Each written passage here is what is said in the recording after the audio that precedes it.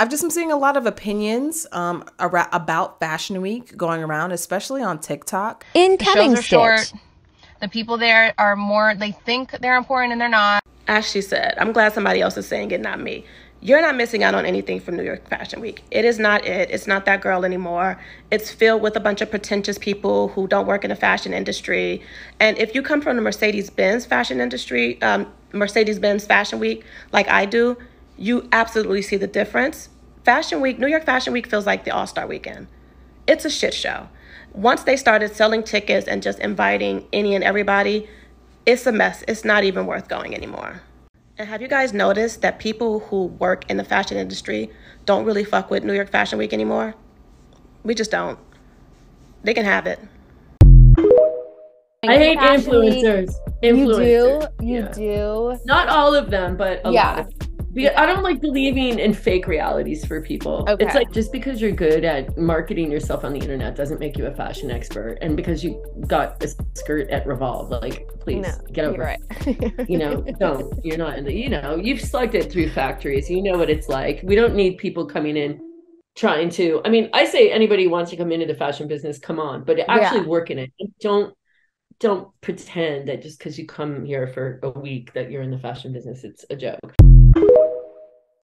I've been seeing the sentiment of like, you know, the European Fashion Week is really where it's at. That's where the real fashion girlies go. The New York Fashion Week is not it. And I'm going to basically format this video into questions. And I think that it is an important thing to note that I am not a fashion industry professional at all. I am someone who enjoys fashion. I enjoy fashion content. I enjoy runway shows. I like getting into designers and a bit of their backgrounds, but more importantly, I'm here for personal style. Like, that's really within, you know, fashion content. That's my corner that I like to occupy. So take this video with a grain of salt. I'm not a fashion industry professional, but doesn't mean your girl doesn't have opinions. If this is of interest to you, grab yours. I'm drinking a Moscow Mule. Very much basic DIY, ginger ale and vodka.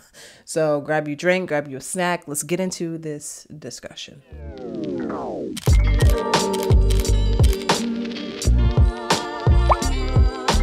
So first things first, I think it's important to actually define what Fashion Week is, how many Fashion Weeks there actually are, and who is Fashion Week for.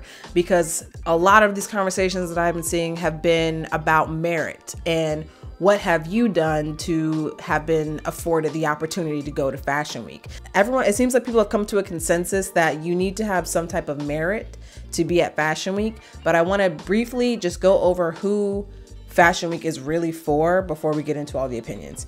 It's important to know that Fashion Week is a professional event.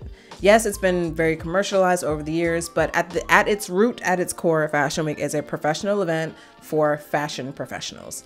And those professionals are as follows: models, designers, celebrities, fashion writers, editors, photographers, makeup artists, hairstylists, stylists, barbers, buyers, marketers, and PR professionals. So if you are getting a slew of invites to Fashion Week, there's a good chance that you probably take on one, if not more, of those titles that I just listed off. There's also more than one Fashion Week. There's quite a few Fashion Weeks that happen twice a year in the major fashion capitals of the world: New York, London, Milan, and Paris. You get Fashion Week. So it's Fashion Weeks on Fashion Weeks on Fashion Weeks, okay? So throughout this video, when you hear me say the general term Fashion Week, I'm mostly talking about the Fashion Week that just passed, which is the most recent New York Fashion Week. First question that we're going to get into is, how has the exclusivity of Fashion Week changed over the years? As someone who has never been to Fashion Week, just based off of what I've seen online, it seems like from the Mercedes-Benz New York Fashion Week to what the most recent New York Fashion Week was, two very different fashion weeks. I tried to get into contact with some people who were actually there and could speak to that, but I wasn't able to. So I'm going off of just a bit of research that I found, as well as just like common sense as to how the exclusivity has changed over the years. This is a section from one of my sources. For a long time, the fashion weeks have been all about exclusivity and early access. It was a platform for the press, editors, and buyers to preview the collection, write about it, and place the orders. These collections were made available to end consumers after nearly 6 months of the runway presentations at swanky hotels.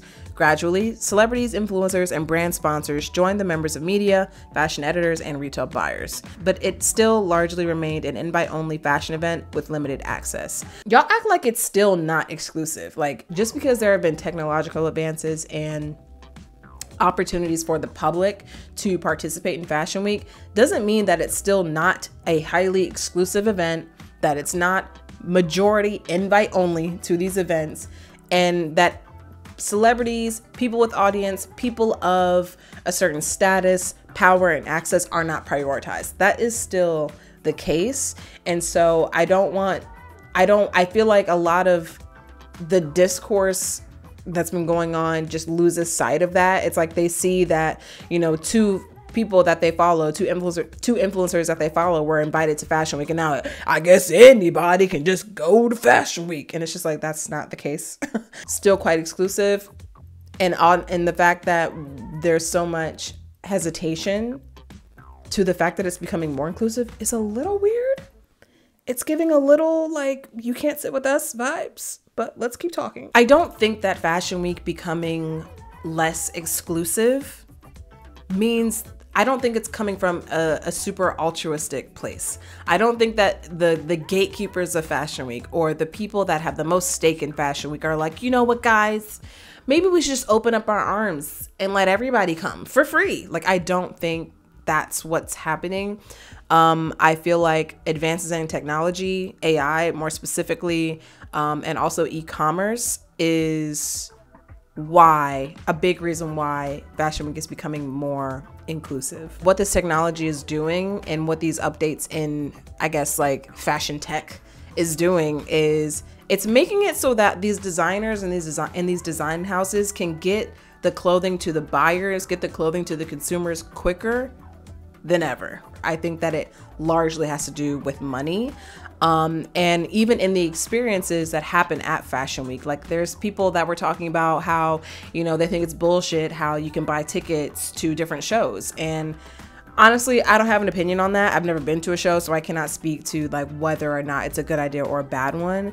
But, you know, when Rihanna did her fashion show, her Fenty fashion show, like what, last year or maybe the year before that, that was a virtual experience that people were able to participate in.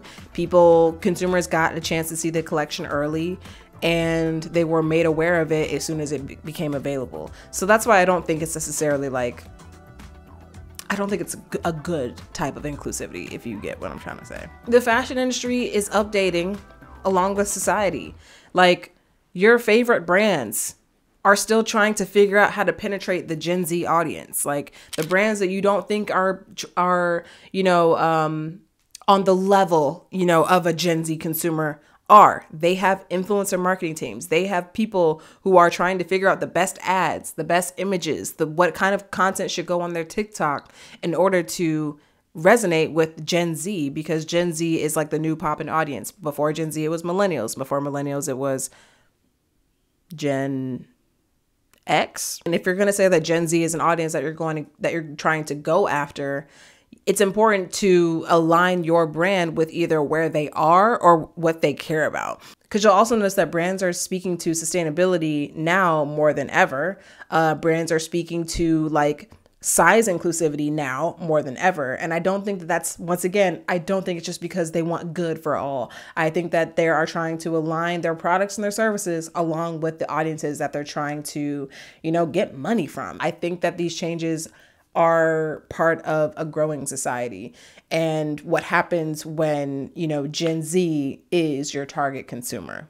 I think a brand that's a really good case study as one that may have a reputation for being a little old school, but has definitely updated itself with society is Coach. Like, let's say 3 years ago, nobody was really looking at Coach. Nobody was really talking about Coach, but Coach wanting to rebrand and wanting to put out visuals that would not only make their rebrand stick, but give them a new presence and like brand identity amongst consumers, like is heavily rested on Gen Z and where Gen Z is at. Where are they taking in content? Who are the Gen Z, like who are the influencers that Gen Z is connecting with? And you can be like, if you look at older brands like Hermes, like I would say that they take on those more traditional kind of like marketing tactics, and they tend to lean into the exclusivity of Hermes. But that's also something that an older brand can't afford to do. You know, it's similar to like when we think of our parents or our parents' parents and how they may look at us and say, how are you not married with kids and a house by now? It's like, it's just a different time. It's a different time. It's a little harder to get to that place now compared to way back when. And so I don't think that changing along with Fashion Week as it also changes is a bad thing. I think that it's necessary. I think that when it comes to marketing and advertising, you have to stay updated. It's like you can hate the way that marketing and advertising is changing. You can hate the way social media is changing all you want, but at the end of the day, you have to learn to embrace it if that's where your consumers are. And so I think a lot of the exclusivity, a lot of the changes, a lot of the evolution of Fashion Week just has to go into, it's just crossing paths with the evolution of marketing. It's crossing paths with the evolution of just consumerism in general.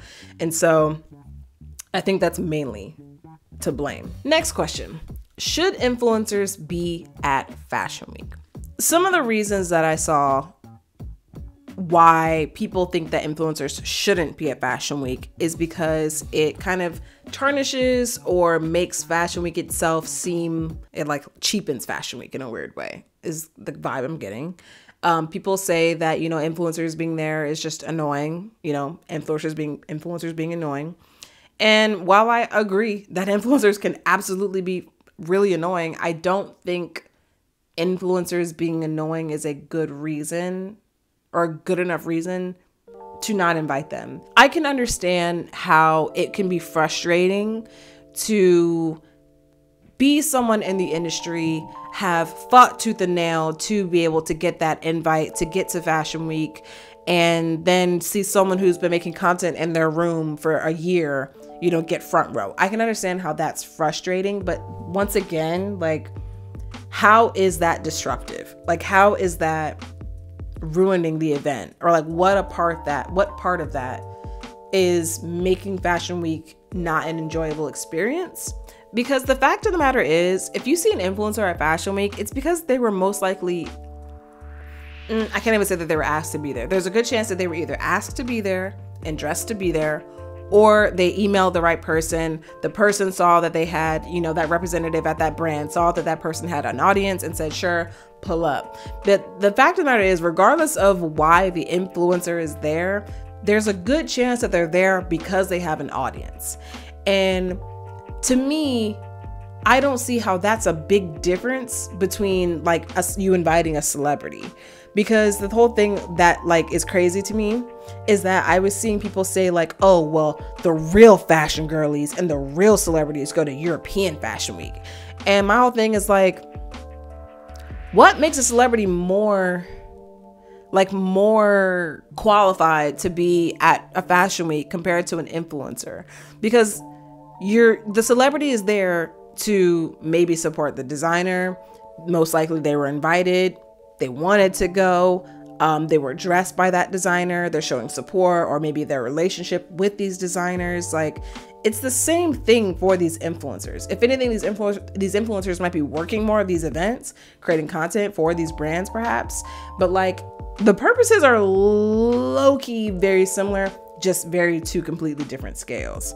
And so that's why I'm having a hard time understanding why people have such harsh feelings about it. I actually just thought of something I want to add to this video. I create a link between Gen Z and influencers a lot during this video, but I also want to say that there are influencers whose target audience is not Gen Z, and there are brands who are not only trying to target Gen Z, and so they will also hire influencers who are a little bit older, maybe influencers who are a little bit more established, maybe even ones that have established themselves at least with brands, fashion brands. And so I didn't want to just make it seem like all influencers are specifically members of Gen Z and are only speaking to Gen Z, especially when we're talking about in a fashion week context. Like, there are influencers that are attending, they're being paid to be there, they're being dressed by these brands, they're working this event, and they're in their 30s, they're in their 40s. And so I just wanted to also say that those influencers are also there, not just the youngins. Proceed. Going just straight into the next topic, who is allowed to go to Fashion Week?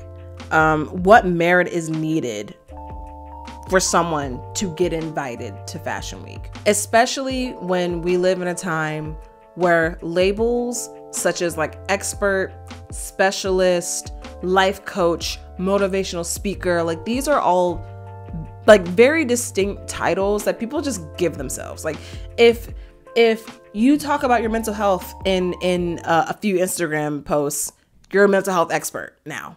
You know, if you go online and tell people to be positive and drink water every week, you're a motivational speaker now.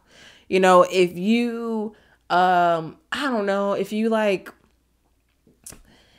give people confidence tips, you're a life coach now. And so it's like, it seems like people can just kind of haphazardly give themselves these titles and these labels without any academic background, without any professional background.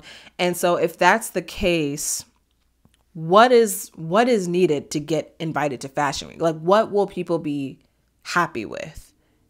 Like, what about Ice Spice was okay versus like an influencer where it's not okay? I think we can all agree that designers, people who know how to make clothes, people who have a reputation in the fashion industry, I think we can all agree that these people deserve to be at Fashion Week, right? But there does seem to be a bit more ambiguity when we're talking about influencers in particular, because it's kind of like Drag Race, right?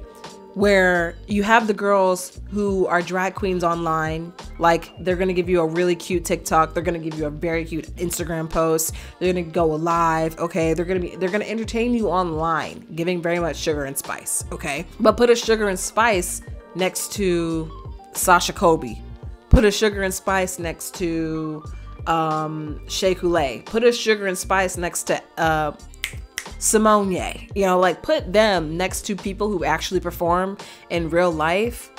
It doesn't compare. And so it seems to me that having an online presence isn't enough, but I want to know why. Like, what part? Why? Is just knowing how to dress good enough to go to Fashion Week? And moreover, I think what I'm really trying to hit on here is, and this is a question for y'all watching this video, do you think that we should even have a say in who goes to Fashion Week and who doesn't? Like, is this something, personally, I feel like I'm not in the fashion industry. I'm not a professional. Therefore, there's no part of my life that is impacted by Fashion Week in a way where I would need it to go a certain kind of way in order for my life or my career to, you know, have the mobility that I want.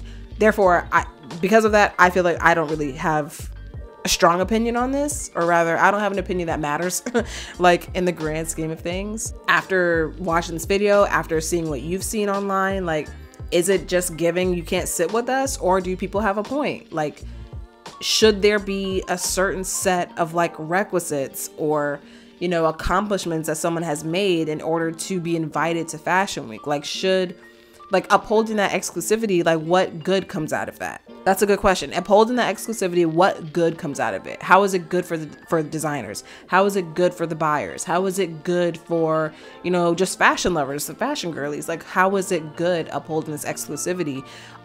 Or if they chose to reel it in, say next year, like, how would we hurt from that? I'd be interested to know what y'all think in the comments. So the last question, should we be gatekeeping Fashion Week after all this is said and done? My answer is no, because after going over, you know, very briefly a few articles about Fashion Week and the different types of Fashion Weeks and how it's changed over time, it doesn't seem that Fashion Week is something that really warrants gatekeeping. Fashion Week to fashion is like the Grammys to music. It's one event, well, it's a series of events that showcase where fashion is, what is a consciousness at that moment at a glance, in a way that professionals can take advantage of, that enthusiasts can take advantage of. That's what Fashion Week is to me. And therefore it's not, to me, it's not big enough, which sounds crazy, but like, to me, it's not like big enough to warrant the gatekeeping. And if everybody is basically saying like, fuck Fashion Week, it's not giving, and a lot of people aren't going anymore, then it doesn't seem like it's really that big anyway. Otherwise, people would still be going and finding a reason to go. The other reason why I don't think it should be gatekept is that it's still exclusive. It's still exclusive. Like, I think that there are people that are gatekeeping Fashion Week right now. So I don't think that there needs to be any more measures taking place to gatekeep it anymore. Like, it's still an exclusive event. It's still invite only. Yes, you've got more influencers going now than you did last year or maybe the year before that, but it doesn't make it any less of an exclusive event. Y'all let me know what you think. Do you think that Fashion Week should be gatekept by designers and by people who've been in the industry for a long time? Or do you think that, you know, it's better to open it up to people? Like, as Fashion Week has opened itself up, and as you've had creators that you follow be able to vlog and be able to post photos and videos from these events, giving you an opportunity to take a glimpse into an event that you may not be able to go to or would never have been able to go to, like, do you see value in that? Or would you rather not see it? Like, is it just not for you? Like, I'm interested to know what y'all think. All of this is based on opinion. None of this is, like I said, I'm not a fashion professional. I just really love marketing and advertising, and I love clothes. And so that's why we're here making this video today. So leave your opinions in the comments below, and I will see y'all very soon in another one. And go watch my vlog, bruh. That thing's cute. It's good. Okay. I know you like, oh, well, if I, maybe I shouldn't. Watch the vlog. I already told you what to do. Okay, it's long. Matter of fact, I cut out a lot of stuff. And so if you want to see the uncut version of that vlog, go on my Patreon. But honestly, I don't need to speak no more. Let me just roll the slate. Bye. All of my content is sponsored by my patrons. So thank you to my patrons for supporting my content. If you want to be down with the crew, it's only $5. But if you want the vlogs too, that's $10. So hit me with the 10, come through and be part of the family. How come you don't want trucker hats, t-shirts, and sweatshirts? hillfoxclub.com.